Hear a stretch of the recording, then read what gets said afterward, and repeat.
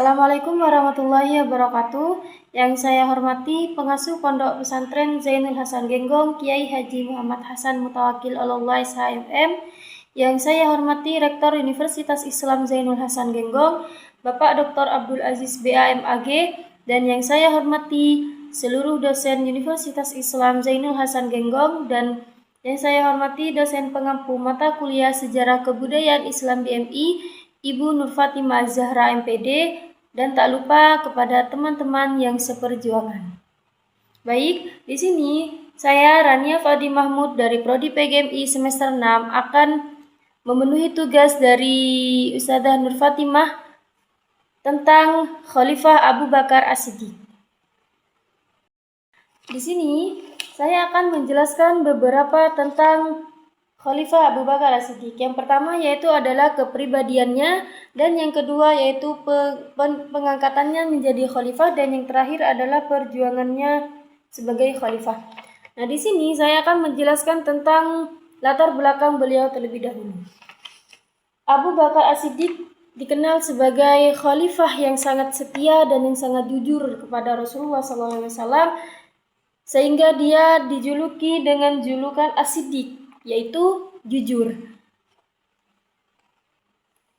Dan sifatnya yang juga dermawan kepada seluruh umat Islam. Dan juga ada beberapa sifat-sifat beliau yang sangat bisa diajarkan oleh kita pada saat ini. Baik, kita masuk ke dalam materi yang pertama, yaitu adalah, dan yang selanjutnya yaitu adalah pemberani.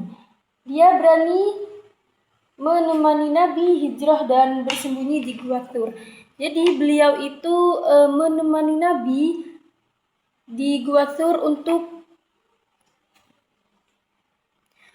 mensyiarkan agama Islam secara sembunyi-sembunyi. Waktu itu beliau menemani Nabi Muhammad SAW di Gua Tur selama beberapa hari, dan yang terakhir yaitu adalah bijaksana dan musyawarah. Nah, di sini beliau selalu mengajak sahabat untuk bermusyawarah sebelum memutuskan perkara penting. Di sini itu beliau memimpin musyawarah dengan bijaksana, sehingga disebut dengan kepribadian beliau itu yaitu bijaksana dan bermusyawarah. Kepribadian Khalifah Abu Bakar As-Siddiq. Nah, di kepribadian ini ada beberapa sifat beliau, yaitu adalah As-Siddiq, lemah lembut, dermawan, pemberani, dan bijaksana. Yang pertama yaitu adalah jujur. Nah, kenapa beliau disebut dengan As-Siddiq? Karena selalu jujur dan selalu membenarkan semua yang dikatakan oleh Nabi SAW. Yang kedua yaitu adalah lemah lembut. Nah, beliau memiliki sifat yang lemah lembut, yaitu adalah hatinya yang sangat lembut. Ada suatu ketika cerita, ada yang mengatakan bahwa Abu Bakar As-Siddiq mudah menangis ketika membaca ayat suci Al-Quran. Terus yang ketiga yaitu dermawan. Beliau selalu menginfakkan seluruh hartanya kepada seluruh umat Islam. Nah, yang kedua yaitu adalah pengangkatan Khalifah Abu Bakar As-Siddiq menjadi khalifah. Nah, tepat pada tahun 11 Hijriah atau 632 Masehi, di Saqifah Bani Sa'idah berkumpul untuk memilih pemimpin karena mereka khawatir terjadi perpecahan antara kaum Ansor dan Muhajirin. Nah, di sini ceritanya waktu itu kewafatan baginda Nabi Muhammad SAW. Nah, kaum Muhajirin dan kaum Ansor sama kaum Muslim semua itu bingung siapa yang akan melanjutkan menjadi khalifah atau menjadi pemimpin penerus Nabi. Nah, waktu itu tiba, hadirlah semua orang Islam, semua orang Muslim untuk berkumpul dan bermusyawarah tentang melanjutkan kepemimpinan Nabi Muhammad SAW. Nah, di antaranya yang akan menjadi kandidat atau yang mau dibaiat adalah Abu Bakar, Umar, dan Utsman. Namun, Waktu itu Umar bin Khattab langsung membaiat Khalifah Abu Bakar As-Siddiq dikarenakan menurut Umar bin Khattab, Abu Bakar adalah orang yang paling dekat dengan Nabi dan sahabat yang setia menemani Nabi dari awal sampai akhir hayat beliau.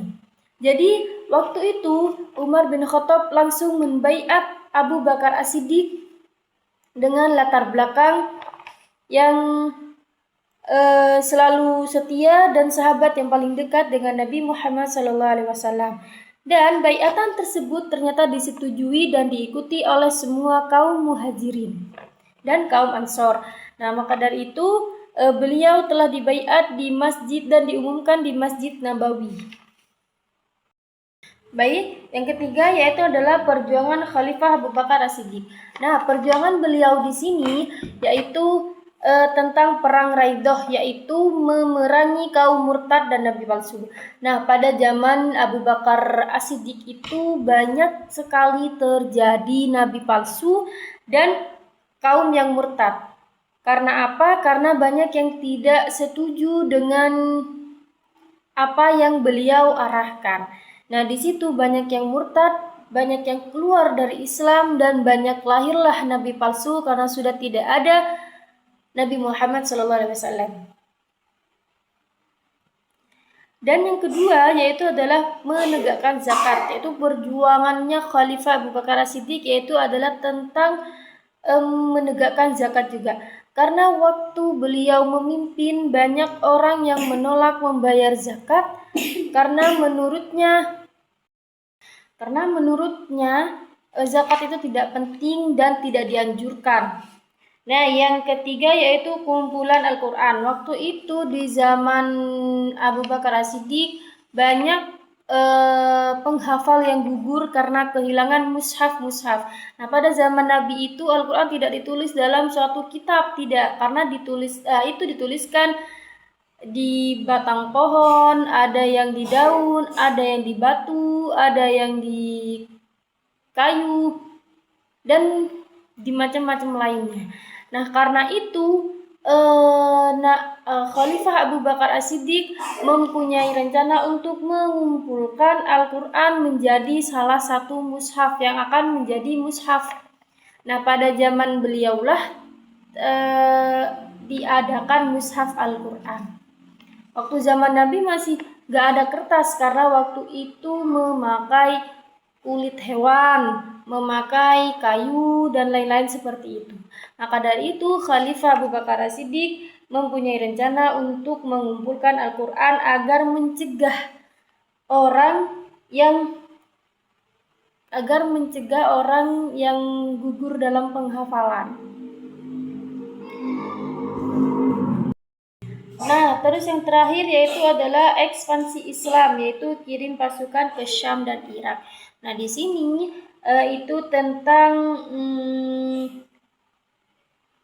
Khalifah Abu Bakar As-Siddiq yang mengirimkan pasukan ke Syam dan Irak untuk membantu kaum-kaum Islam yang ada di sana. Nah, baik, mungkin hanya itu yang bisa saya jelaskan tentang Khalifah Abu Bakar As-Siddiq. Jika ada salah kata atau kekurangan dalam pengucapan saya minta maaf yang sebesar-besarnya. Wabillahi taufiq wal hidayah wa ridha wal inayah. Wassalamualaikum warahmatullahi wabarakatuh.